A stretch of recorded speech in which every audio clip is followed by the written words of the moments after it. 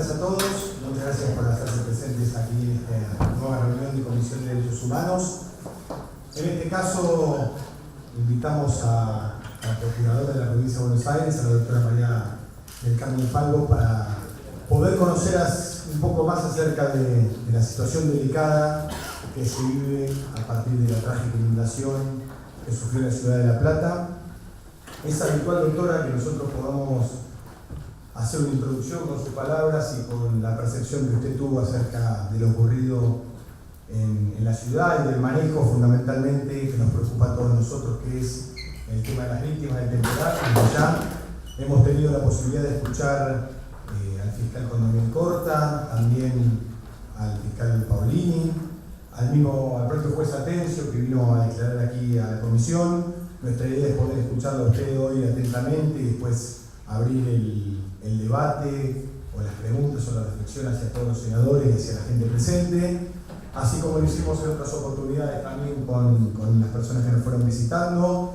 Tenemos intención de que el presidente de la Corte Provincial pueda también estar presente, el doctor Negri, que no pudo estar en el día de hoy, pero que seguramente la semana próxima va a estar con nosotros. Y hay muchísimas dudas se fueron planteando desde el inicio, mucha incertidumbre, no solamente nosotros como legisladores la tenemos, sino también, creo yo, la ciudad en su conjunto, no solamente de La Plata, sino de todos los habitantes de la provincia de Buenos Aires, particularmente por cómo se fueron dando distintas opiniones o distintos procedimientos que algunos denunciaban como irregulares y que otros aseguraban que era el procedimiento correcto, y es por eso que creemos que una palabra autorizada como la suya puede despejar muchas de esas dudas y puede dejar de manifiesto claramente cuál fue la postura que tuvo a la hora de investigar todos los fiscales aquí en la provincia de Buenos Aires. Es por eso que la convocamos y que le agradecemos muy amablemente que haya estado presente el día de hoy con nosotros, y en definitiva que sus palabras nos puedan servir a todos para clarificar algo que no solamente le preocupa a nuestra presidenta y que cada vez que puede lo manifiesta como lo hace abiertamente,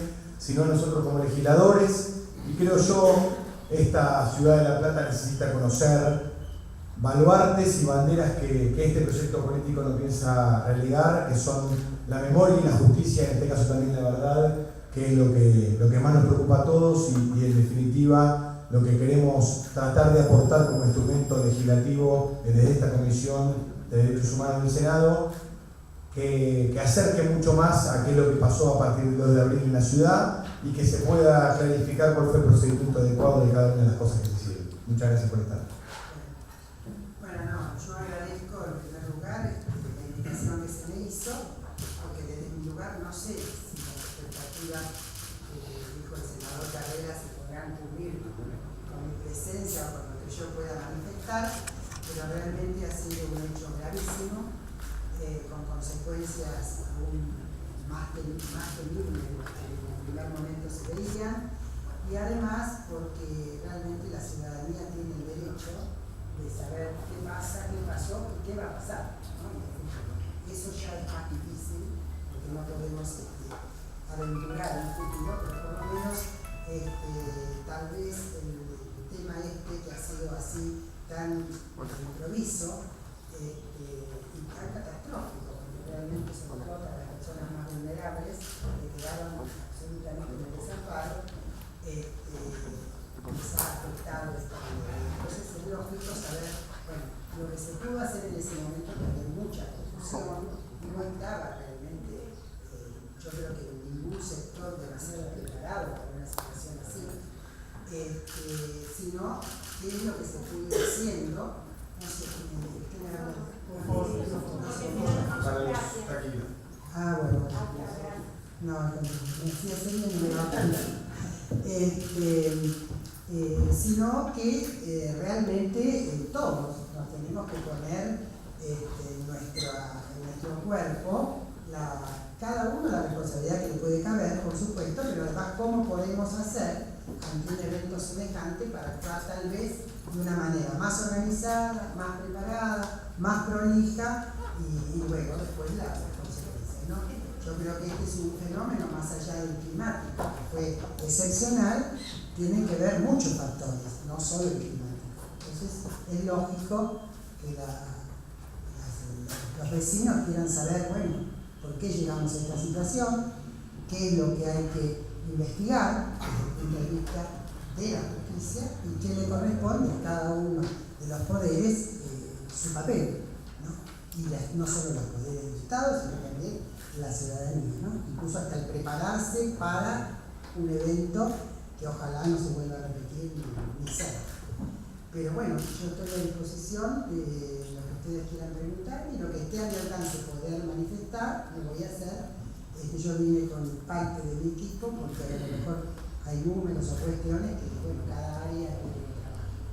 Sí, para romper el hilo voy a empezar yo, preguntándole fundamentalmente cuál cree usted que fue el motivo por el cual primero se le otorgó un poder, entre comillas, para investigar a un fiscal determinado, después se puso en investigación a otro fiscal y después, en definitiva, se terminó de correr al fiscal con Domiel Corte y solamente quedó la causa en manos del fiscal Paulini. ¿Y qué mirada o qué lectura o qué análisis hace usted fundamentalmente de estas atribuciones que fueron en algún momento reprochadas por uno u otro sector sin ponerle una mirada política a las cuestiones, sino una mirada en la justicia justamente? Si le corresponde al contencioso administrativo del juez Arias la capacidad de investigar o si no era una atribución que le correspondía a él, más allá de lo que dijo la Corte, que fue fundamentalmente que le correspondía investigar a Arias. No dijo exactamente eso. Dijo que Arias se había excedido. Perfecto. ¿Cuál es la mirada que tiene la preocupación por además de la actuación de los jueces, no va a estar el doctor Negri acá y podrá él acabadamente, pero sí he leído el fallo porque acaba también a otros aspectos del Ministerio Público. Yo me voy a dedicar al Ministerio Público, que es lo que tengo en mi cargo. En primer lugar, la forma de comienzo de la investigación le correspondía al fiscal de turno. Los turnos, la selección no es selección a mano, ni a dedo, ni por elección, sino que debe ser transparente, se fijan los turnos el año anterior para todo el año siguiente, es una manera equilibrada, de acuerdo a la cantidad de causas y demás, cómo se dan los turnos. Además de las UFIs comunes que actúan por turno, hay UFIs tematizadas. Pero en el primer momento sucedido el hecho que suceda, interviene el fiscal de turno. Y luego es a través de la manifestación que puede hacer el fiscal de turno, cuando ve que esa causa excede a la competencia común, porque hay tematizadas en el tema, pero tenemos tematizadas en delitos complejos, tenemos tematizadas en abuso sexual y violaciones, en fin, hay varias tematizadas, pero sobre todo la de delitos complejos nunca entra una causa directamente al delito complejo. Entonces, entra el fiscal de turno, las primeras medidas urgentes lo hace el fiscal de turno, manifiesta a la Fiscalía General lo que le parece que excede y ahí la Fiscalía General determina si realmente debe corresponder que actúe otro fiscal o completa o el que corresponda a la tematizada. Bueno, en este caso, el doctor Domiel Corte, el fiscal de turno, cuando sucede este hecho, se corta la luz, se interrumpe el servicio de internet, se inunda el edificio donde estaban las fiscalías y por lo tanto su personal estaba afectado familiarmente, varios de ellos se veían con 2 personas, él mismo en su propia casa estaba inundado y sin embargo tomó por supuesto su turno, que era lo que correspondía, y entonces ante no poder trabajar en su fiscalía se trasladó a la comisaría primera, que no estaba inundada y que le ofrecieron una oficina. Ahí empezó las primeras agresiones. El primer momento de Condomí fue tomar contacto con lo que era necesario, que eran las víctimas. Entonces empezó a tratar de ver quiénes eran los fallecidos por el motivo fundamental de la inundación. Y ahí empezaron las primeras actuaciones. La actual duró hasta el día, hasta el 5 de abril, hasta el 5 de abril él estuvo con el tema de los que estaban. Había una judicialización de algunos y otros que después se vieron que no se pudieron judicializar. Entonces, la actuación fue la de él, fue la correcta. ¿Por qué siguió más tiempo a pesar de haber empezado la de delitos complejos? Porque la de delitos complejos llega a alguna denuncia. Primero, en la de delitos complejos no se estuvieron analizando las víctimas del momento de la inundación, porque eso lo estaba haciendo Paulini, sino el posible estrago.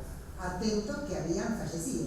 Y entonces, ustedes saben que el estrago puede ser de tres tipos, puede ser fortuito, con lo cual no hay delito, y si es delito puede ser doloso, culposo o culposo agravado. Cuando hay muerte normalmente puede ser o doloso o culposo agravado. En este caso había muertes y bueno, estaba dado que tenía que hacerlo para un fin. Entonces empezó el doctor Paulini, porque en Compleja hay 3 fiscales, y cuando a medida de los números que van llegando, le toca a uno, le tocó a Paulini, le tocaba en ese momento la primera causa que aparecía. Y ahí empieza Paulini. Esto no se le suspende la actuación inmediatamente a Condomía Alcorta por la simple razón que le estaba tomando testimonios de aquellos no judicializados y que empezaron a aparecer después de ese día 2 de abril. Entonces él pide certificado de defunción al registro de las personas y llega en su análisis hasta el 5 de abril, donde encuentra posibles, vamos a hablar de posibles porque hasta que no haga completa su informe final, posibles certificados que podrían ser dudosos. Entonces ha tomado testimonios y demás. Cuando él termina ese trabajo, ya estaba pidiendo el doctor Paulini certificado de defunción de los días siguientes, inclusive hasta el 30 de abril estuvo pidiendo defunciones para hacer justamente el análisis de la documentación, que es una cuestión compleja, que depende de pericias, porque no simplemente, o sea, puede observar el fiscal que existe una irregularidad. Lo que no puede confirmarlo, porque si dice paro cardíaco no traumático, puede decir que está perfecto, pero como fue en días a lo mejor inmediatos, posteriores, y no hay un antecedente que diga cuál fue el antecedente, porque alguna desinformación, o lo que fuere, bueno, puede ser dudoso, puede ser que haya sido producto de la inundación como una consecuencia secundaria. Entonces, aunque la familia ese día no lo dijo, lo dijo 2 días después, entonces lamentaron. O sea, puede haber una porque eso pasa con él. Entonces, cuando Condomí termina esa etapa, pide a la Fiscalía General que, habiendo terminado la etapa del exhaustivo análisis el 5 de abril, pasen las actuaciones y se agreguen a la de Compleja. Y ahí pasa Compleja, donde Paulini ya estaba investigando y se le suma. Tal es así que en el día de hoy el doctor Paulini tiene esa causa primera que empezó y varias causas más que han ido llegando por determinadas denuncias. Tal es así que esa primera lista de 21 y un desaparecido, aparece esta señora como desaparecida Godoy y esa se suma en 52. Hoy, si preguntan cuáles son los absolutamente seguros frutos de la inundación, el doctor Paulini tiene 67 y 3 posibles más que son con causas, o sea, no murieron ahogados, pero murieron días después. Es más, hay una de las muertes que fue el 18 de abril y se está investigando si esa muerte también tiene consecuencia o relación directa a la inundación. Eso es lo que se puede explicar de lo que eran las inundaciones. Más allá de eso, ¿qué tiene el doctor Paulini? Bueno, el estrago. O sea, si esto fue un estrago, ¿qué tipo de estrago fue? Y todas las medidas que se deben tomar para la investigación que es muy complejo, sobre todo porque no hay antecedentes. Y el doctor Paulini lo que está haciendo, creo que con muy buen criterio, porque, por ejemplo, no hay muchos delitos que se puedan considerar especializados para el análisis de determinadas cuestiones dentro del Estado. Entonces, a veces hay que recurrir a universidades que tienen, por ejemplo, el área de ingeniería, etcétera, etcétera. Así que él está tratando de hacer todas las acciones posibles y todos los oficios posibles pidiendo a distintos organismos, instituciones, etcétera, del Poder Ejecutivo, de lo no ejecutivo como universidades, peritos expertos que puedan decir, bueno, acá existe un perito experto en esta disciplina, o sea, todo aquello que le sume y también los antecedentes. Por ejemplo, antecedentes de 10 años a esta parte, qué cuestiones se hicieron, si se hicieron las obras que deben hacerse, si no se hicieron, cuáles eran ellas, a quién le hubiera correspondido, a qué ámbito del Poder Ejecutivo, etcétera, etcétera. Todo eso está en manos de Compleja, que bien les digo que es una investigación, como la palabra lo dice, sumamente compleja y sumamente enredada. Se necesitan elementos que exceden a la idea que puede tener el fiscal. O sea, él tiene la idea, la seguridad de investigar hasta sus últimas consecuencias y estragos, pero excede a eso. Necesita todo esto. Necesita además algo que empezó a hacer el doctor Condominian Corta, que volvió a insistirlo Paulini, que nosotros en la procuración, cuando alguno nos preguntaba, también lo dijimos, se necesita además las denuncias necesarias, porque puede ser que haya algún otro fallecido por consecuencia de la inundación posterior a la fecha, porque ya las del 2 al 5 se verificaron, y que no están denunciados. Entonces, ¿cómo puede llegar a conocerse si ellos han recorrido ya morgues, han recorrido los cementerios, en fin, determinadas cosas y no aparece? Y los certificados de defunción son los que ahora están dando esa pauta de que puede haber habido alguno que, o bien porque llamaron a un médico privado y hay un certificado de defunción que no se denunció, en fin, a veces la familia quiere rápidamente tener al fallecido, en ese momento de enormes confusiones y enorme cantidad de gente moviéndose, con zonas absolutamente anegadas. Bueno, es posible que se aparezcan estas cosas. Y en eso está trabajando en este momento el doctor Paulini. Pero además está trabajando otra área del Ministerio Público, que es la asesoría de menores incapaces. La llamo así, a pesar que a veces me dice incapaces. Lo normal de la gente que se entienda es menores incapaces. La sorteada, la asesora que correspondía, la doctora Ida German, ella inmediatamente, bueno, ustedes saben que en el primer momento actuó el doctor Assad. El doctor Assad no estaba legitimado para actuar ni en el contencioso ni para hacer las acciones que hizo, porque nosotros en nuestra provincia tenemos muy dividido el rol de los asesores y de los defensores, por la ley, no porque lo dividimos ninguno de nosotros. Entonces, el asesor de menores es el que sí tiene a su cargo la defensa de los intereses de los menores hasta 18 años, la vulneración de los derechos de la salud, de la vivienda, etcétera, etcétera. Todos esos derechos constitucionales que puedan estar vulnerados. Entonces, el asesor es el que toma intervención. Y muchas veces con el poder administrador, porque así lo determina la ley 13.634, que es la 13.298 nuestra y la del defensor penal juvenil, que es el caso del doctor Assad, que es así, la 13.634. Yo para los números de la ley, por ahí las invento. Bueno, y ahí el doctor Assad presenta inmediatamente una presentación, hace dos, una y después otra de habeas data, donde en esa presentación habla de que pudiera haber menores y que pudiera, o sea, nada sobre algo concreto, nada concreto, ninguna denuncia tampoco que pudiera darle pie a pensar que pudiera él estar munido de esa facultad. En cambio, el asesor de menores es el que está munido de ello. Cuando el doctor Assad lo presenta enseguida, el asesor teme entorpecer en ese momento la actuación que se estaba llevando a cabo por el contencioso administrativo. Y como hay un problema de competencia entre los jueces que después resuelve la Corte, que es donde yo digo que la Corte, entre otros párrafos, dice que el doctor Arias se excedió, porque la investigación penal no la puede hacer nadie más que un fiscal.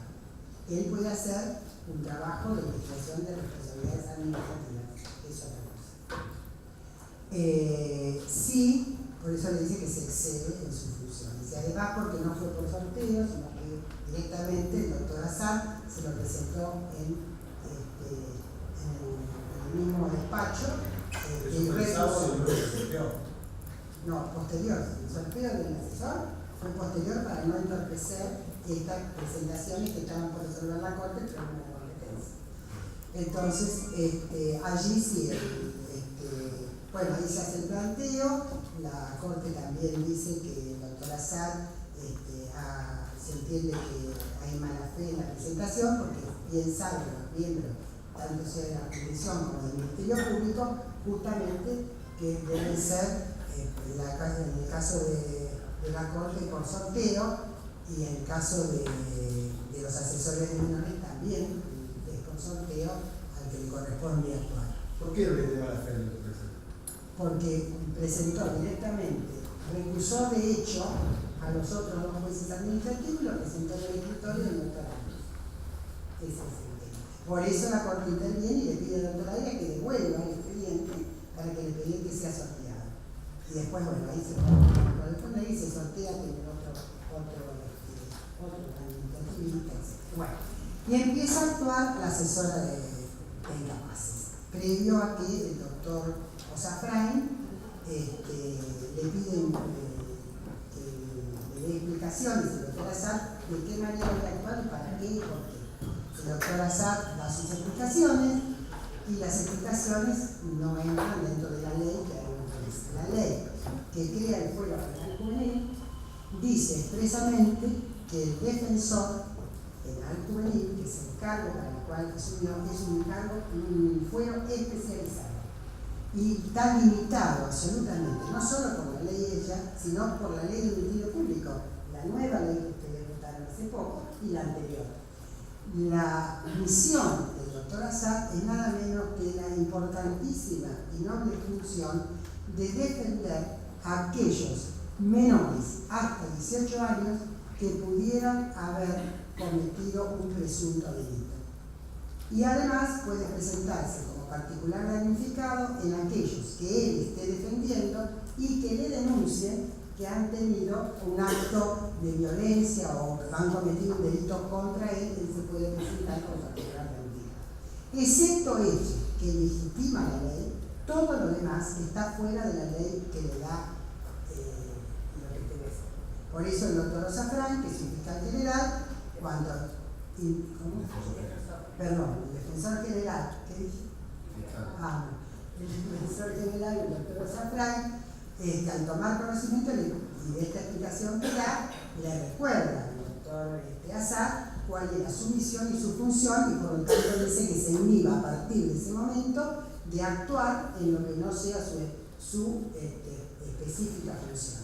Y se aparta de él. Entonces, resuelto por la Corte, resuelto por el defensor general, bueno, el doctor Assad, no estando de acuerdo, apela, la apelación que no corresponde, porque las resoluciones que son de este tipo y que son de legitimidad de acuerdo a la ley no son pasibles de recurso. Pero, como él lo interpone, el doctor Ossafrain, para que no pensara que era una cuestión personal, me lo eleva a la procuración, y bueno, leyendo absolutamente la resolución, los antecedentes y los considerandos del doctor Ossafrain, le declaramos válida su resolución y queda firme a nosotros.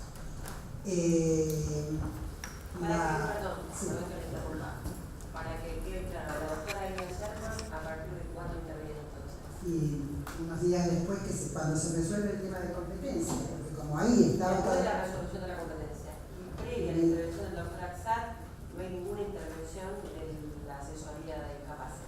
No. Bueno, no, porque el problema es el interés superior del niño está por encima. Las peleas internas de los miembros del Ministerio Público son en perjuicio de la demora, de la falta de razonabilidad y del mayor perjuicio que puede tener el menor. Si total el doctor Assad se había presentado y estaba actuando. ¿Pero usted considera que hubo peleas internas dentro del Ministerio Público? No, No, yo considero que había una persona no legitimada que estaba trabajando y la persona legitimada no quería entorpecer esto que estaba haciendo hasta que no resolviera el superior la actuación que estaban dando. Porque si no, lo que iban a hacer iba a ser una pelea. La tengo yo, no lo tengo yo, no, la doctora, pero mejor dicho, no la doctora Lerman, sino la asesoría de discapacidad que estaba esperando el sorteo de que en el mismo momento que se hizo. ¿Y qué hizo la doctora Lerman? Algunas de las cosas de algunos de los pedidos que no se habían efectivizado, que estaban en la verdad y demás, porque eran pedidas, ya les digo, no era concretamente las medidas, sino que se decía que podía haber habido, que podría haber. Entonces ella tomó algunas de las medidas que podían llevarse adelante para no uno o dos oficios que se habían pedido, y allí ella presentó todas otras medidas, creo que más de 16, y presentó posteriormente, en ese momento pidió que se evacuaran las medidas necesarias, incluso se incorporó a ese expediente, no inició uno nuevo, para evitar más dispendio de tiempo, para que lo que estaba, y empezó después, posteriormente, pocos días después, a mediados de abril, presenta un amparo. Y en ese amparo, sí lo hace, en mayo. En mayo presenta un amparo, dentro también de lo mismo, es más, lo presenta en el mismo marco que estaba, de áreas data que se estaba tramitando, aparte con un amparo, para poder también no dilatar, porque si no iban a andar los expedientes dando vuelta a los laboratorios. Entonces lo presenta el amparo, pero además lo hace bajo la base de haber hecho previamente toda una recorrida. Primero el Colegio de Trabajadores Sociales le envía un informe de lo que habían recabado en una recorrida personal que hicieron. La recorrida que hicieron sobre las zonas saneadas, donde estaban las personas más vulnerables, y ahí encuentran un estado de altísima vulnerabilidad, muchísimos menores, con derechos realmente no garantizados de distinto tipo.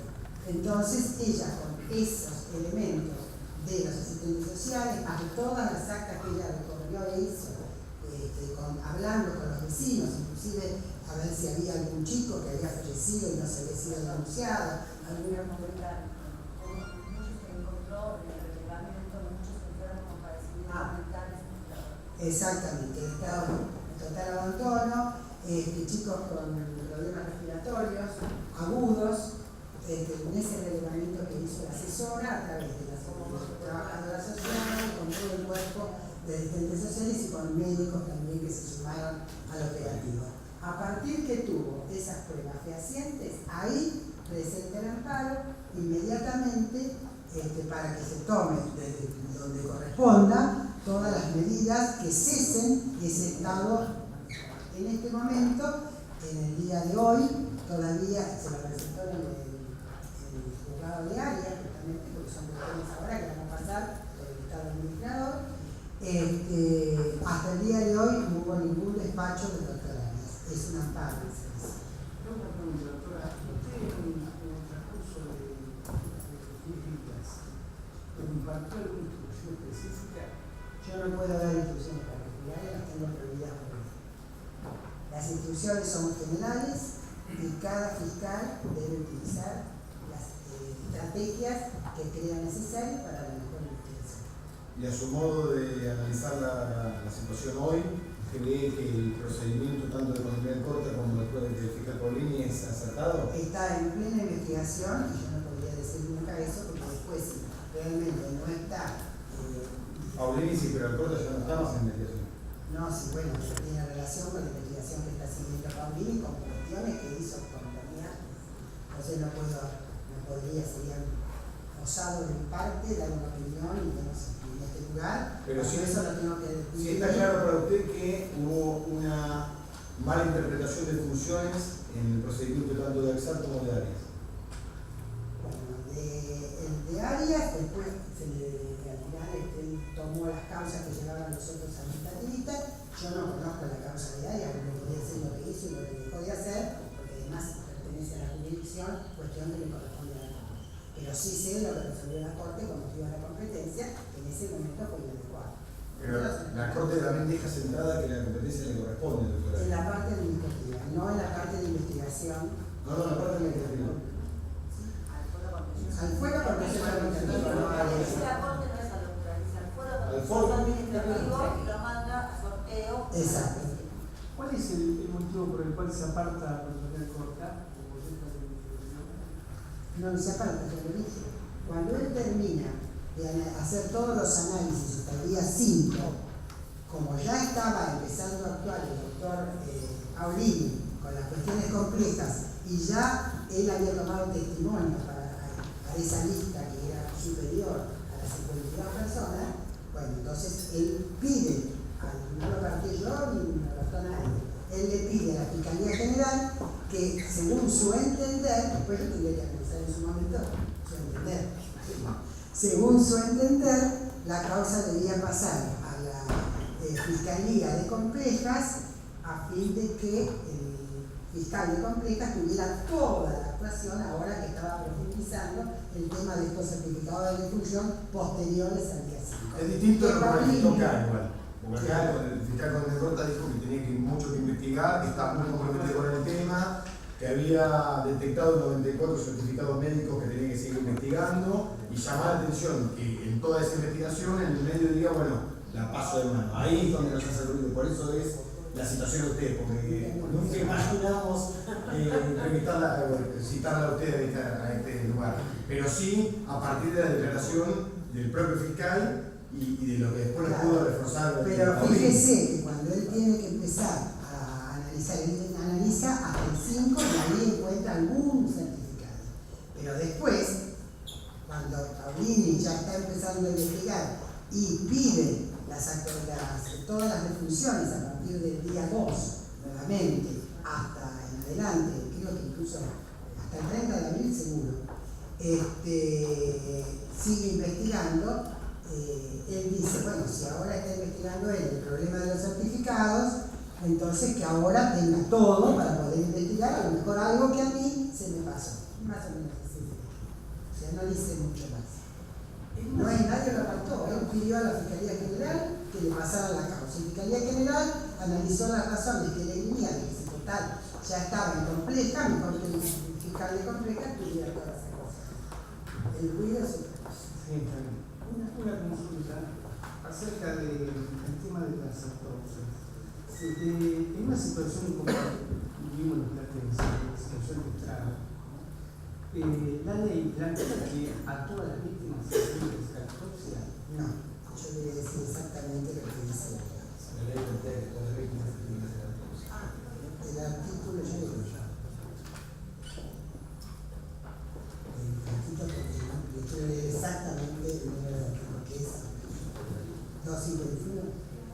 Bueno, no, pero yo lo tengo anotado en otra parte para justamente conseguir. Bueno, lo que se dice es que es obligatorio la autopsia cuando el fallecimiento pudiera ser por una cuestión, podría dar idea de que se ha cometido un delito. No lo dice textual, pero yo quería decir eso textualmente. A ver, Homero, si yo lo tengo ahí, 251. Yo tengo un elemento más para esclarecer. Autopsia necesaria. Se ordenará la autopsia en caso de muerte violenta o sospechosa de criminalidad. Por eso, en una situación como esta, tengo entendido, por eso, como no soy abogado, capaz que usted lo puede esclarecer mejor. Sí, en una situación, todas son dudosas. Todas las muertes son dudosas. No es la ley más Duda de criminalidad, no es duda de... Sí, no es que uno dude que se murió. Dude, o sea, es, por ejemplo, una persona que la encontraron en la calle ahogada. Y dice el certificado por mención. Y lo dice el médico forense que firma el certificado. No es que se lo dice el vecino. ¿Usted pudo ver las actas de función de la morgue? No, porque no me No le corresponde.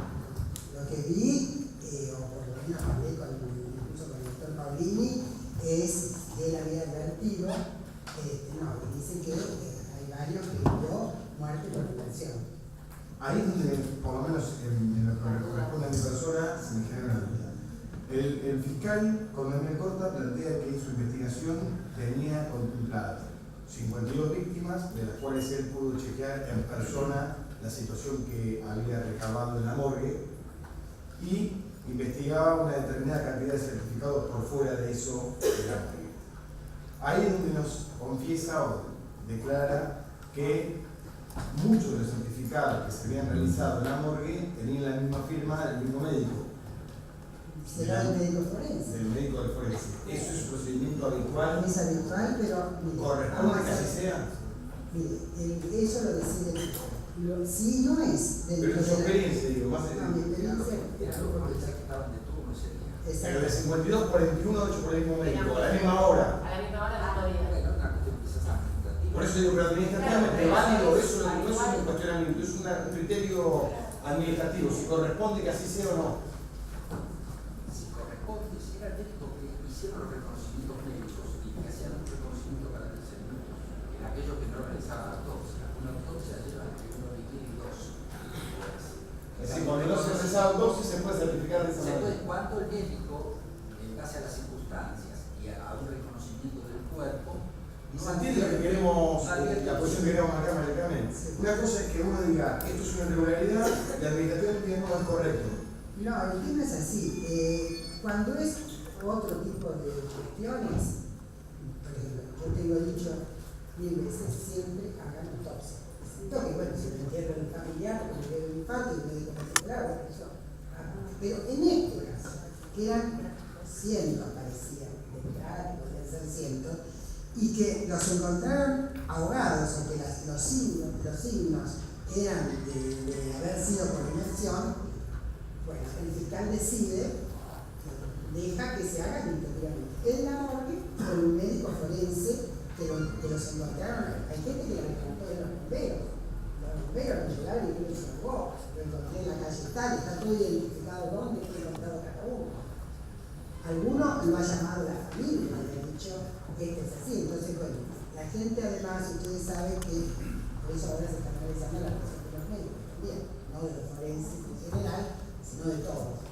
La familia, muchos tienen fallecido, tienen todo ese problema, la casa inundada, quieren tener enseguida el fallecido, pasa en otro tipo de cosas, un accidente de tránsito, están desesperados porque lo trae una persona y no quieren que le hagan autopsia. Cuando hay que hacerla, hay que hacerla. Entonces, por eso también en este caso era un caso de absoluta excepción. Y además los muertos estaban en el momento, no daban abasto las ambulancias para ir a recoger a los que estaban ahogados en medio de la calle. Han encontrado gente ahí en la avenida 32 y 13. Inclusive yo llegué ese día, declaramos en suspensión de términos, bueno, con el presidente de la Corte, en ese momento el doctor de Lázaro, y estuvimos al tanto, y estuvimos viendo, y caminamos, y vimos. Bueno, habían cortado la cuadra, y yo digo, ¿acá qué pasó? Bueno, porque estaba el muerto ahí, todavía no lo habían levantado.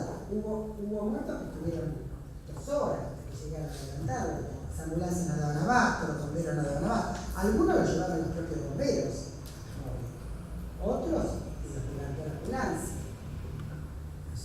Y las morgueras no alcanzaban, fue un estrago.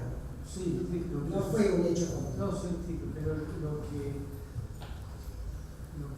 no puedes entender, pero sí lo que nosotros tratamos de investigar en función de la información que vamos a tener que hacer desde esta comisión, es que fueron 50, 52 muertos.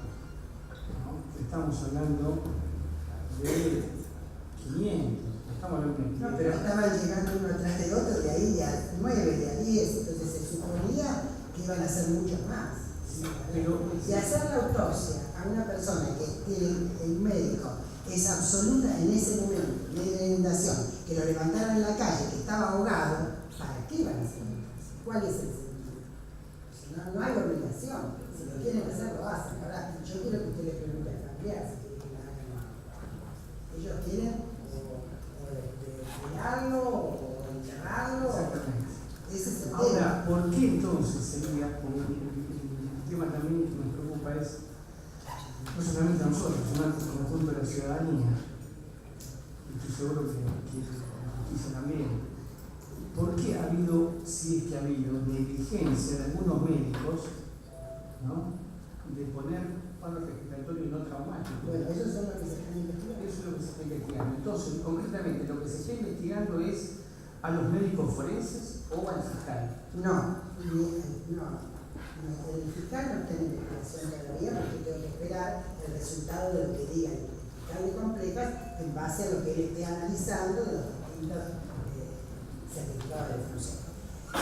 Pero sí, lo que seguramente el doctor Paulini va a encaminar es algo que está mirando los certificados, es la investigación a ver de los que firmaron y pusieron una cosa que quería hacer otra. Por eso hay sospechas de que algunos pusieron esto y no vieron otra cosa. Pero otro, la mayoría dice por dimisión. Porque, por ejemplo, la vez pasada lo conversábamos con el doctor Alonso, que es el secretario de Política Criminal, que siempre trabajamos muy juntos. Primero, explíqueme lo que nosotros decíamos de un certificado que a veces dice el antecedente. Cuéntelo. Porque él tiene mucha experiencia en Acapulco, en Loma de Zamora, entonces trabajamos con fiscales. Mira. Me gustó que se lo explique, porque sabe que pasa.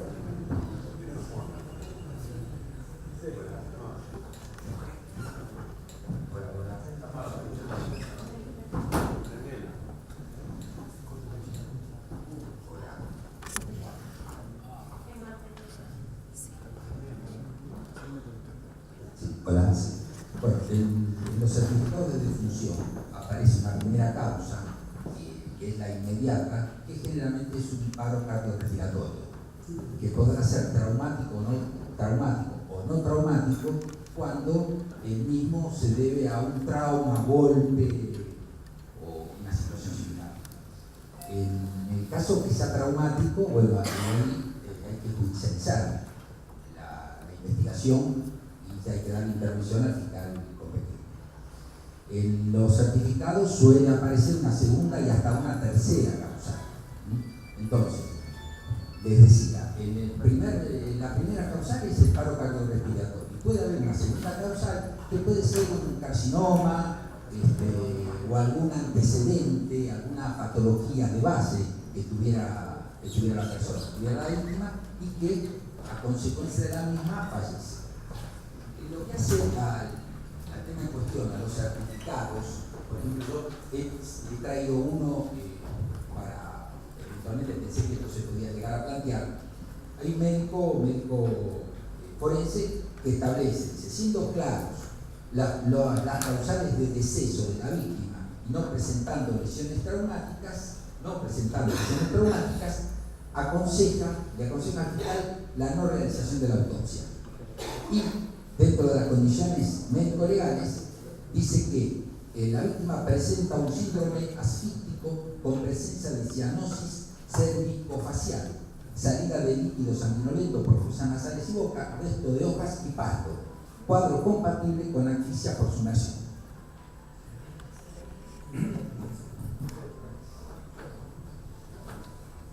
O sea que es evidente que esa persona murió ahogada. Ahora, se realiza un certificado, no es necesario hacer autopsia, lo que sí que el doctor Conoví tomó la precaución de que en todos estos casos que se judicializaban, tomar la expresa carga hacia los deudos de no quemar el cuerpo, con lo cual se facilitaría eventualmente una nueva autopsia, ¿no es cierto? Y de no sacarlo del territorio de la provincia. Salvo un caso de una familia paraguaya que como excepción, bueno, permitió que lo trasladaran al Paraguay. En estos casos, aparentemente no habría ninguna cuestión. Todas estas son víctimas por la inundación. Se los tiene contabilizados como víctimas de la inundación. Y en algunos casos donde el médico, al hacer la constatación del cuerpo, advirtió alguna circunstancia que podía haber ser un trauma, un golpe o algo, en esos casos fueron lo que se llama autopsia, porque no es que no le hicieron autopsia a ninguno. Si yo no tengo los números, pero fueron entre 2 y 14 autopsias que se han realizado. Y eso es el médico forense que dice, bueno, yo no voy a afirmar que no es necesaria la autopsia, que murió por sumersión, ¿Por qué? Porque tengo dudas. Entonces ahí procedían a abrir el cuerpo. No sé si estoy contestando. Hay un caso que es público que no recibió autopsia, que fue cremado y que dice paro respiratorio no traumático. Debe estar el texto certificado para analizarlo, para poder investigar el médico que firmó. Esos son los que le digo que son dudosos. Esos son dudosos. Y eso ahí se va a necesitar de una pericia, por ejemplo, asesoría pericial a través de un perito médico. ¿Cuántos son los dudosos? Sí, no podría decir, porque ya llegaron a las 17 los realmente fallecidos, y evidentemente eso significa que hay una próxima. ¿Usted cree que se pueden encontrar más cuerpos? Yo creo que sí. Mire, no sé si cuerpos, porque el problema, vuelvo a repetir, que algunos también lo deben haber sepultado, con un certificado de un médico particular, en la casa, no dieron aviso a nadie, no dijeron nada, la por neumonía o por ¿no? Entonces, por ahí no se encuentra otro más, pero que sí puede ser a consecuencia de la inundación, creo que sí. Creo que sí. Es más, se hicieron rastrillajes por todos los pedaños, los ríos, pero no, eso no quita que algún día aparezca alguno que quedó en el fondo y que no salió y el rastrillaje no salió. O sea, yo nunca, es muy difícil poder decir o afirmar están todos los que fueron, o decirle no hay ninguno más, o hay un montón más. Yo trato de manejarme con las cosas lo más exactamente, pero no hay experto que pueda. Es más, hay 67 directos, eso no hay duda que está judicializado, está todo esto, y que puede haber alguno de esos que tengan falencias o certificados y haya que investigar los delitos. Hay 3 posibles como causa no inmediata, sino inmediata. Entre ellos, una señora de 92 años que no murió en el momento, pero que murió unos días después. Y evidentemente por haber estaba sobre un piso en un geriátrico con el piso inundado, y entonces durmió en el piso esos días porque se ve inundado y fallece cuando la internan, después fallece. Eso seguro que va a ser consecuencia, que es lo que se está tratando de confirmar, porque lógicamente el fiscal no quiere aventurarse, tiene que tomarle con declaración a la gente del geriátrico, quiere testigo, o sea, ¿quién tuvo ahí la falencia? Más allá de las otras falencias que va a tener sino ese tipo de hecho. Bueno, esa es una señora que seguramente va a estar en unos años lo suficiente. Y después puede ser que ya aparezca. Por eso yo incluso algún medio cuando me preguntaron enseguida, 2 días o 3 días, me dije, por favor, y salió en un recuadrito, y se insta a que se presenten aquellos, por ejemplo, una vecina que dice, mire, mi vecina no figura en ninguna lista, yo sé que se murió, desapareció el día de la inundación, ¿dónde está? Bueno, hay que preguntar. Ahora en este momento lo estuvieron haciendo, o sea, cuando dice, desapareció. Ahora, si nosotros entendemos que si existe gente que realmente ha desaparecido, o sea, de hacer desaparecido y los familiares no hacen ningún tipo de reclamo, ¿qué familiar no va a reclamar a un muerto propio? Ya sea mayor, sea menor, sea de la que sea. Eso es lo que nos hace pensar de que realmente si hubo más a causa de la inundación, están en esos certificados mal hechos o hechos incorrectamente. Yo la quiero sacar de lo protocolar. No puedo. Y de su función, de su función como procuradora, y preguntarle, primero voy a poner ejemplo propio para que ustedes puedan interpretar.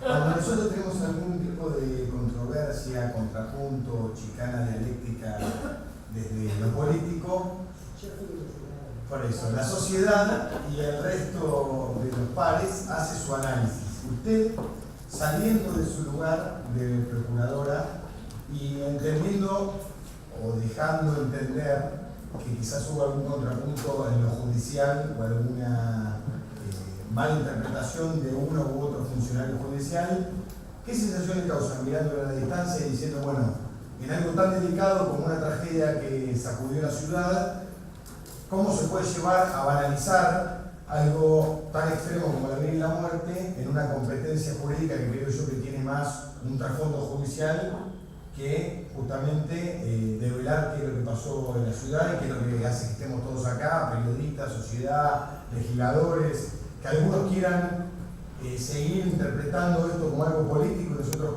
queriendo llevarlo a algo netamente judicial? ¿Qué lectura hace? Pero le pido por favor que salga de lo protocolar como ciudadana. Pero, bueno, primero yo fui invitada como coordinadora. Bueno, pero ahora la saco de la preocupación. No, lo que no le llego a entender es si primero, esto fue una enorme catástrofe, como persona, como ciudadana, como permanente contacto que tengo con víctimas, que por supuesto el miércoles pasado no pude venir porque tenía las madres de dolor ya con una audiencia dada, que vienen a visitarme, les comentaba bastante seguido.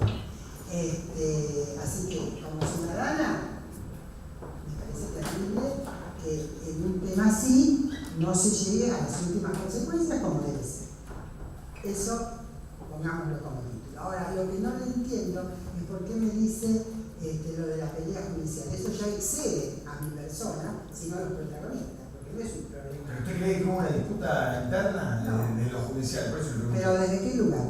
Desde el protagónico, de uno u otro, de un atropello en cuanto a las funciones que tiene uno, de ponerse sobre el tema que le tocaba investigar al otro, de esto que pasó, que es público, de una denuncia de que se estaba haciendo mal el procedimiento de investigación, yo algo le voy a decir.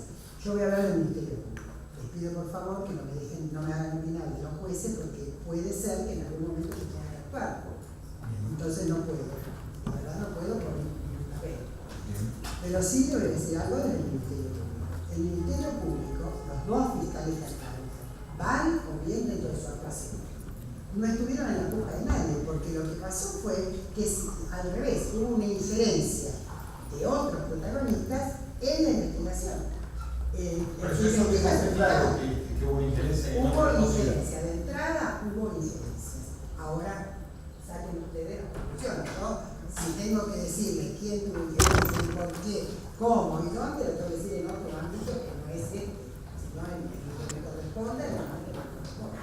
Pero que hubo injerencia de entrada, evidentemente, porque alguien que decía estoy investigando tal cosa y era una investigación que se estaba haciendo en el ámbito penal, se estaba excediendo, por eso la Corte no se olvida, que hubo excedencia en las funciones de alguna manera. Y también quiero dejar dicho que a veces, incluso yo a los miembros del Ministerio Público les digo, ustedes no ascienden por querer ser jueces cuando son fiscales, porque son dos ámbitos diferentes, es la misma carrera, todos son magistrados. Entonces todos se deben el mismo respeto y la misma forma de actuar. Por ejemplo, nadie puede, decir, bueno, cuando había el segundo día, en medio de esa maraña de cosas, decir otro juez que le saquen la causa a fulano porque está investigando mal. ¿Cómo él va a controlar en su jurisdicción lo que investiga un fiscal que es el que está munido de esa facultad? Entonces evidentemente hay una disponibilidad. Los mecanismos para sacar la causa a un fiscal son los mecanismos que marca la ley. La recusación, la excusación, esto que hizo el fiscal con el pidiendo la ley. Ahora, si avanzaba una determinada coyuntura, el fiscal general advierte, que es quien tiene el monitoreo de las causas, advierte que se está desviando, por ejemplo, que cuando no hubiera seguido y a lo mejor hubiera desviado, ahí tal vez el fiscal general diga, no, en esto no está encausado. Pero tampoco se puede el fiscal general meter y decirle tiene que hacer esto, no se puede, porque es un magistrado, es como que la corte le dijera a un juez cómo tiene que hacer una sentencia. Y eso daría también, cuidado, por ejemplo, si la procuradora hace una cosa así, por eso está prohibido la discusión particular, un manipuleo de las causas. Yo está en diversos sistemas y diversos. Por eso se predetermina objetivamente la distribución de causas. Y objetivamente va por los turnos, en los casos de turno, y por tematizadas cuando son tematizadas. Y por eso, Gabriela siempre que tenemos presente, por eso en el primer momento actúa el de turno. porque si no tendría que ser adivino para saber si es una tematizada o no. Y las tematizadas se hicieron, y la experiencia, esto no es pregunta que ustedes me hacen, pero si ustedes me dicen por qué hay tematizadas en casi toda la provincia, porque nos hemos dado cuenta que no es lo mismo investigar un tipo de delito que otro. Cuando a veces tiene una mezcla de delitos infernales en una misma fiscalía, no pueden darle atención a todas las que realmente tienen a lo mejor una trascendencia o una gravedad especial. Por ejemplo, nosotros hemos creado, y ustedes ya deben saberlo, 2 fiscalías especiales en el cordón de la ruta 9 con el tema de piratas de la frontera. Una que pertenece a Zárate Campana y la otra a San Martín, que trabajan coordinadamente. Bueno, ¿se acuerdan aquellos que mataron una punta de pistola al que manejaba en la calle Casi Caudales? Bueno, hay 2 bandas absolutamente desbaratadas. Si esas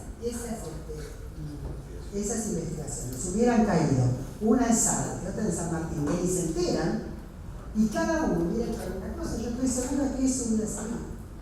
Y la prueba está que la misma gente, no me acuerdo cómo se llaman los que manejan, los dueños del transporte, no me acuerdo, la Federación de Transportes de Carga, la misma federación les ha mandado a todos los integrantes de esa fiscalía una felicitación para el legajo por la forma prolija, por la forma que trabajaron sin delegar ni en policía ni en nadie de la investigación, haciéndolo con los propios integrantes, con sus instructores, sus secretarios, los fiscales, y colaborando algunos otros fiscales, porque en uno de los casos tuvieron que hacer 5 operativos conjuntos y no le alcanzaba la gente a ninguna de la fiscalía.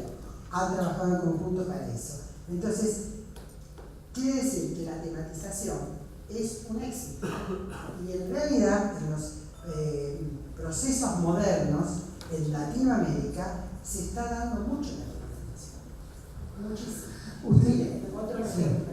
Nosotros tenemos acá la adhesión a la ley de estupefacientes, que es pésimo, porque en realidad, si no, cuando se hizo la adhesión, se decía comercializaciones, había que esperar que te estén pagando para decir que estaba comercializando. Entonces, por una interpretación jurisprudencial que se hizo, un dictamen que hizo el fiscal, el procurador en ese momento de la Nación, el doctor Mil, y la Corte Nacional interpretó que ese delito que es federal, cuando se delegó a las provincias, éramos la única provincia que dio, sí también los que tenían tenencia para comercialización. Y estos casos que llegaron a juicio oral en la provincia nuestra y que llegaron a sentencia, llegaron justamente porque se pudo aplicar ese principio. ¿Y por qué llegaron también? Porque nosotros tenemos en cada departamento judicial gente especializada en estupefacientes. ¿Saben por qué? Porque hay que tener compromiso, hay que tener voluntad y hay que ser persona honesta, seria, que lo pueda hacer. Entonces, no es a cualquier tipo. Usted dijo, si yo mal escuché, haciendo una reivindicación del accionar de los fiscales en esta descripción que usted acaba de decir. Pero dijo así, sin delegar la investigación sobre la policía. O sea, usted, esto digo porque en el Senado se viene debatiendo mucho este tema.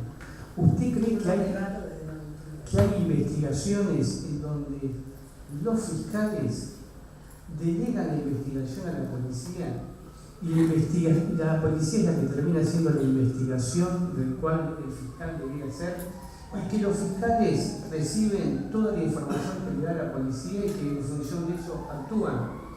Digo esto, ¿podría haber pasado algo parecido en esta investigación sobre los fallecidos, sobre los médicos forenses, de que haya sido la policía que haya estado por adelante de la investigación de la Fiscalía?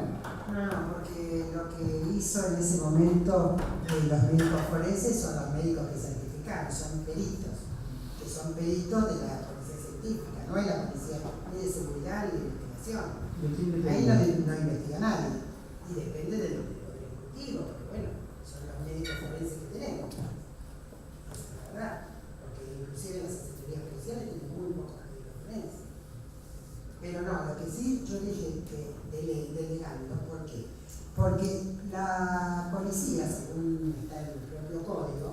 son auxiliares de la justicia, porque sería imposible, son 600.000 casos al año que tiene la provincia, promedio. Este año, en 2012, 656.000. Sería imposible, no existe cuerpo civil alguno que pueda, por ejemplo, hacer la investigación de calle, el saber quién puede haber sido el autor de tal o cual cosa. Entonces, lo que hace el fiscal, lo que debe hacer, es dirigir la investigación, no quedarse cruzado de brazos esperando que le llegue. Eso es lo que debe hacer. Muchísimos de nuestros fiscales trabajan de esa manera. Y en el caso de las especializaciones, como el de pacientes y piratas y ese tipo de delitos que son tematizados para que se trabajen desde la propia fiscalía, no se le deja. Pero hay otras que, bueno, a lo mejor el mundo es imposible, sería imposible que hicieran. Ellos tienen que decirle, el fiscal tiene que decirle a la policía las actuaciones que debe hacer, lo que le interesa, las pruebas que hay que recolectar, etc. Tiene que ir. Eso no quiere decir, senador, usted lo sabe, yo he tenido acusaciones para la institución de algún magistrado, justamente porque correctamente hizo toda la investigación en base a todo lo que le trajeron y en connivencia, ese propio fiscal hace muy poquito que lo he pedido, en connivencia con fuerzas de seguridad. Entonces, eso no se puede. Y le voy a decir más. Hay determinados delitos que nosotros, la Procuración tiene una resolución expresa que yo se los digo con una sonrisa porque Procuración, el encargado del fiscal que trabaja con nosotros en delitos conexos con trata, lo hacemos en coordinación con la fase de Nación, Procuración de la Nación, cuando dice no, dice lo que pasa es que el fiscal no, dice nosotros no podemos porque por la 1390. Entonces, primero pensar que es una ley, no, es una resolución de la Procuración. La 1390 dice que cuando se sospecha que en el determinado delito existe intervención de alguna fuerza de seguridad, ni siquiera de policía, de alguna fuerza de seguridad, esa investigación debe ser hecha exclusivamente por el fiscal y sus colaboradores. Bien, o sea que si se sospecha, no se puede. Ahora, nosotros no tenemos policía judicial, pero también hay que tener en cuenta que aún cuando hubiera policía judicial hay determinados delitos que no van a tener que seguir siendo auxiliares de fuerza de seguridad. Es imposible. Tenemos que tener una fuerza para cantidad de hombres. Y además preparándolo, porque no se olvide que el problema de conseguir investigadores es una cosa muy difícil, porque no hay una sola carrera en el país de investigadores. Con lo cual, el investigador no nace, tiene que hacerse, y no hay nadie que le pueda dar esa formación que sería ideal. Entonces, ¿nosotros qué hacemos? Hacemos capacitaciones y tratamos de llamar gente experta en distintas materias, en distintas áreas, como para que de alguna manera se vayan capacitando para adquirir las herramientas necesarias para llevar adelante las investigaciones más complejas, que es donde puede aparecer notas simples. Perdón, me creo que me cambiaron. Gracias. No, porque el secretario está siempre haciendo el que somos, y me quiere acotar algo, aporte, no pasa, me permite. No sé, Cristina, Roberto, algún compañero senador, legislador, No, a mí siempre la pregunta que me surge es la misma porque yo presido la comisión de niñez pero hay denuncias de familias que estén buscando todavía hijos Ninguna. Se sospecha porque ha llegado, según creo que el día de ayer, el doctor Colín, que nos dijo que ha llegado un testigo que pidió identidad reservada, diciendo que en tal lugar habría visto un chico posiblemente ahogado. Testigo de identidad reservada. Todavía no se le interrogó, todavía no dio ningún dato, solamente dijo eso, dice por si le es útil, se lo digo. Pero a eso hay que investigarlo. Y que podrían haber 2 o 3 casos, me dijo el doctor Colín, yo leí esto, le preguntamos y qué habló también con él. Sí, hablé con él justamente a la mañana. Sí. Pero hoy hablé, se hará 2 horas para terminar este tema, porque me dicen de unos medios, y bueno, me refirió acerca de estos 3 casos. Uno es el que mencionó a la doctora, el otro es una persona que vio en el capó de un auto llevaban a un chico aparentemente ahogado. Sí, un chico que no se puede precisar de dónde iba, de dónde, ni siquiera si realmente era menor, quizás tenía 18, 19 años. O sea que en concreto, en este momento no se está buscando consecuencias de la administración, no se está buscando a ningún menor, ni están entre las listas, no aparece ningún menor. Pero a mí lo que me sorprende es que si hubiera algún menor, ¿qué madre no va a estar en la mano del menor? Yo ya lo vería con cartas al puerto. Si me permite agregar, Alfaro, que referencia a la doctora Alfaro, que presentó la doctora Pira Yermas, se hizo un relevamiento junto, como refería la señora Procuradora del Colegio de Trabajadores Sociales. Se relevó personas identificadas como Barrio Alto de San Lorenzo, Asentamiento Los Hornos, Villa Montoto, Villa Elvira, Puente de Fierro, Barrio Mercadito, La Bajada, Ciudad Oculta y barrios periféricos comprendidos por las calles 524 y 526 y calle 134 a 139. Ese relevamiento no, o sea, sí se ha detectado jóvenes, niños, personas con padecimientos mentales que han visto agravada su situación de vulnerabilidad a consecuencia de la inundación, pero en las actas relevadas no hay ninguna persona que haya dicho que un niño o un joven ha desaparecido o fallecido. Sí, inclusive las actas están firmadas por la asesora, por la trabajadora social y por el vecino o los vecinos de la zona, porque se les preguntó. Tengo entendido, la doctora preguntaba, ¿ustedes conocen si en el barrio, si en el lado, si acá, o han visto acá pasar? No, entonces suponemos que no. Por eso a veces yo les pido a los miembros del Ministerio Público que sean exactos con las cosas, porque si no cunde el pánico y la gente se siente, como ustedes muy bien dijeron de entrada, la gente no sabe para dónde mirar, no sabe de quién desconfiar, no sabe si el último refugio a veces es la justicia y tiene que creer porque uno dice una cosa y otro dice otra cosa. Hay que ser muy serio, muy serio. O sea, si no hay seguridad, es preferible decirle, mire, estamos bien. No decir nada. No decir. Sí. Muy breve, doctora. ¿Usted considera que los fiscales tienen todos los elementos materiales, los recursos humanos necesarios para avanzar en la investigación?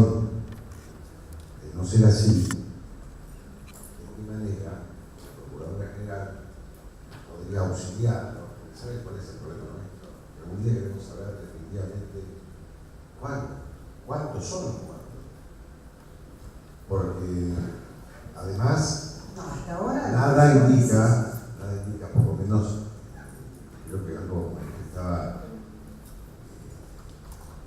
el senador Montaner, cuando no hay precisión o no había rápidas respuestas, inclusive los socorros de los hospitales y demás, respecto a los certificados de función y de investigación que estaban haciendo el fiscal en su momento. Entonces la pregunta es, ¿qué tiempo usted, en el marco de la prudencia, por supuesto, y además de investigación, considera usted, a priori, que nosotros podríamos tener un número más acabado, más acertado, en función de la investigación que se viene haciendo con todos los certificados de función y que acá quedó demostrado que está trabajando, creo que aceleradamente el fiscal, investigación compleja? ¿Cuál es el tiempo que usted considera prudente para que nosotros tengamos, de alguna manera, alguna aproximación un poco más certera? Bueno, yo ya le dije lo que pensaba en el sentido de que hoy sabemos que son seguros. Se sigue viendo porque se siguen viendo los certificados, pero no se olvide que no es que necesitan más gente para mirar los certificados. No, en ese aspecto no. Ahora, cuando usted me dijo los recursos, yo sí le voy a aclarar algo. No es que se necesita más gente. Esto se necesita, por ejemplo, de una pericia. Y se va a mandar a periciar con las condiciones que, por ejemplo, el fiscal entienda qué preguntas debe hacer y hacia dónde se debe apuntar. No sé, doctor, si usted quería agregar algo. Porque decir, mire, ya se cerró, sería una inconsciencia de cualquiera. Hay algunos casos que se plantean como dudosos, que quizás haya que hacer alguna autopsia. Se ha pensado en algún momento solicitar a la oficina, a la colaboración de la oficina de misericordia, para que dictaminen. ¿Y en qué momento se va, digamos, a dejar una cifra más o menos producida? Bueno, tenemos una persona que falleció a los 18 días en un hospital. Es decir, se va a ir investigando a través de los registros civiles y buscando esos certificados que puedan llegar a resultar dudosos. Usted me dice, ¿cuándo vamos a terminar? ¿Y hasta qué día se va a investigar? El hecho fue el 2 de abril, hasta el 30 de abril, hasta el 15 de mayo, ¿hasta dónde? Bueno, hasta donde realmente ya no aparezcan más certificados dudosos acerca de víctimas por la inundación. Lo que, si me permite, senador, y es algo que yo lo he charlado ya con la procuradora, si bien este es un hecho importante, determinar la cantidad exacta de víctimas, yo lo entiendo, pero yo creo que sabe dónde está la mayor dificultad en este momento del fiscal en la investigación, es el determinar si hubo un estrago, si el estrago, como decía la procuradora, hubo, se pudo deber a causas naturales, con lo cual no estaríamos en presencia de un delito, pero la otra modalidad, las dos modalidades son la modalidad dolosa, que yo creo que la descartaría, pero nos quedará la modalidad culposa, es decir, qué obras de infraestructura no se hicieron cuando se tendrían que haber hecho, y de haberse hecho, estas circunstancias no hubieran ocurrido. Eso yo creo que en la investigación es lo más dificultoso. Y le digo, para el estrago culposo agravado, le alcanza al fiscal con el peligro de muerte de una persona. ¿Usted me entiende? Acá radica la dificultad. La pregunta concreta es, si no vamos a 30 días más, 60, 5 años, queremos saber en cuánto tiempo más podemos tener una aproximación más precisa de la cantidad de muertos. ¿Es eso, no más? No, los muertos. 8 años. No. Senador, podrán ser 20 días más, 15 días más, 30 días más, no sé. Pero si tenemos que depender también de la pericia. Perdón. 20 días más, 30 días más y conste. 20 días más. No, que conste no, porque yo no le dije que en 30 va a ser el definitivo. No, digo, puede ser 20, 30, no sé, porque los peritos tienen su tiempo también para dictaminar. Y no lo puede determinar. Acá nos decía que los hospitales tardaban todavía en la comunicación, por eso le pregunté si hace falta más recursos, más personal, qué hace falta para que este Senado, la sociedad, sepa que en 20 días, en 30, en 50, la cantidad de muertos. Para ejemplificar con lo que dice el senador Oliva, cuando nosotros le preguntamos al fiscal Condomí cómo venía de avanzada su situación en la investigación, él hizo referencia claramente a un obstáculo que él no podía manejar, que era el tiempo, por ejemplo, que demoraban los hospitales y los nosocomios en responder una carta. De las 44 cartas que había mandado, solamente había recibido respuesta de un solo lugar. Entonces, lo que creo yo que está interpretando o está queriendo preguntar es... Eso era en los primeros momentos, porque realmente había operativos además dentro de los hospitales de urgencia y demás. Ahora ya eso se estabiliza. De cualquier manera, todo organismo público tiene 20 días hábiles para contestar los oficios que se le pidan, con lo cual 20 días hábiles son más de un mes. Saquemos las primeras 10 días o 8 días que estaban inclusive con los hospitales móviles, con vacunaciones y demás, bueno, ese será el tiempo que esperemos terminen y además que en ese interín, cuando hay que hacer la pericia, la asesoría pericial de corte, que hemos hablado que van a colaborar, puedan hacerla también en el tiempo razonable. Una pericia tampoco la hacen en una semana. Para usted y otra cuestión más, porque no quiero terminar de contestar lo de los recursos. ¿Cómo habrá sido el tema de los primeros días y el tema de la necesidad de contar con más gente para no delegar y para trabajar personalmente, que desde la Procuración General, el cuerpo que nosotros llamamos Policía Judicial, que fue creado por mi antecesor en el año 99 para el sistema acusatorio y que consta con instructores bien preparados, expertos, que lamentablemente no los incorporaron a la Policía Judicial como posibles postulandos para poder estar en la Policía Judicial, que ya tienen la antigüedad, imagínense del 99 que hay algunos, y que tienen mucha experiencia. Nosotros le remitimos al doctor Condomí Corta, le preguntamos cuántas personas, instructores judiciales con experiencia, necesitaba para hacerlo. No, dice, con 2 o 3 es suficiente. Le mandamos 4 y trabajó a pie juntilla con el doctor Condomí hasta el mismo día que el doctor Condomí dejó la causa. El doctor Paolini también le ofrecimos, y el doctor Paolini con Complejas tiene un número muy importante de instructores, porque hace varios años, cuando yo todavía era secretaria de Justicia, hubo un acuerdo con el Ministerio de Economía, porque se alteraban títulos de propiedad y demás. En ese momento era el ministro Gerardo Otero, nos pidió la colaboración de los instructores. Entonces nosotros le dijimos que era imposible con la cantidad que tenía. Entonces nos dieron cargos y se puso gente experta en esos cargos de instructores. Y se le dio a la entonces creada recientemente Fiscalía de Complejas, cuando empieza el sistema constitucional. En este momento el doctor Paolini me dijo, no doctora, no me mande a nadie porque están muy preparados y tienen, no voy a decir número, después otra fiscalía que le mande con más, tienen un número muy elevado. Según usted, doctora, no precisa por ahora menos ningún otro acompañamiento. No, el acompañamiento de las instituciones que contesten sus oficios y de las pericias que se hagan oportunamente de esto que el doctor Paolini está advirtiendo que puede haber adulteración. Eso se refiere a esa pregunta y muchas gracias. No, Yo no soy muy protocolar. Pero le quería preguntar a usted, que sí, protocolar, que me responda a esta pregunta de manera poco protocolar. Si usted tiene que calificar del 1 al 10 al fiscal Condomí Corta y al fiscal Paolini en su trabajo, usted es la jefa de ellos como fiscal, no podría hacerlo. Pero le parece que el procedimiento por ahora es acorde, es adecuado.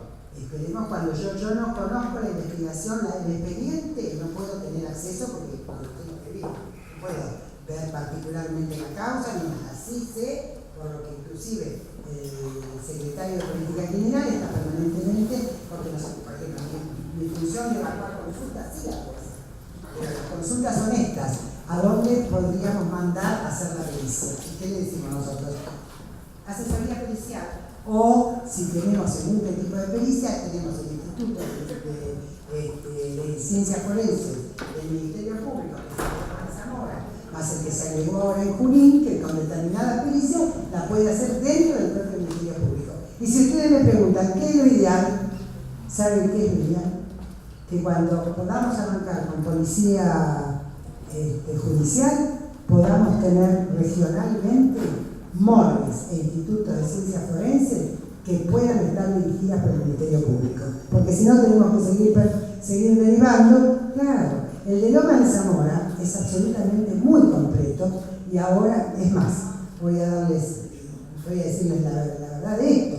Yo presidí hasta el año pasado, en noviembre, terminé mi segundo mandato como presidente del Consejo Federal de Política Criminal, que tiene a todos los fiscales del país. Por suerte no había reelección, no se podía, y entonces terminé mi mandato porque con lo que es la provincia de Buenos Aires, además tener la carga de estas reuniones del Consejo Federal, que no se hacen todos los días, que son 3 o 4 al año, más los pedidos que vienen de la provincia, era complejo. Bueno, nosotros en base a eso, cuando yo empecé mi primer mandato, logré, ellos conocían nuestro instituto y en algunas provincias nos han mandado pericias para hacer en este instituto cuando dudaban porque sus provincias no tenían nada o muy poco. Y así logramos que a través de Presidencia de la Nación, la doctora Kirchner, Fernández de Kirchner, dotara de montos para que a través de los consejos de procuradores se pudieran comprar aparatología para poder armar los laboratorios regionales en todo el país. Hoy tenemos laboratorios regionales y en poquitos días se inaugura, lo va a inaugurar ella y personalmente en Santa Cruz, en Río Gallegos, y por videoconferencia se va a hacer Chaco, Mendoza y Chubut, porque ya tienen también sus laboratorios. Y en Provincia de Buenos Aires, con esos fondos, se amplió el Instituto de Ciencias Forenses de Lomas de Zamora el año pasado, y se creó el Instituto de Ciencias Forenses de Junín, que toma la región norte de la provincia. O sea, yo traté de que fuera en 3 lugares distintos. Y el próximo es Mar del Plata, porque entendemos que para Policía Judicial uno de los primeros departamentos debe ser Mar del Plata por las características que tiene. Entonces Mar del Plata va a tener su morgue, su Instituto de Ciencias Forenses. Si nosotros lográramos no tener por cada departamento judicial, sería imposible, pero por lo menos 4 institutos completos, absolutamente completos, en 4 regiones de la provincia, yo, Oliva, le puedo decir que la pregunta de hoy, usted me diría, bueno, doctora, al fin, porque es así. Ahora, los recursos, usted sabe lo que cuesta tener recursos humanos y recursos materiales suficientes. Usted lo sabe tanto como yo, porque escucha el lamento de todos. Hay que convencerlo que necesitamos más. ¿Algún ciudadano que se haya acercado a preguntar algo a la doctora Alfaro? ¿Alguien que haya participado en la reunión? ¿No? Digo, no es ciudadano, Es un ciudadano legislador. ¿Quién?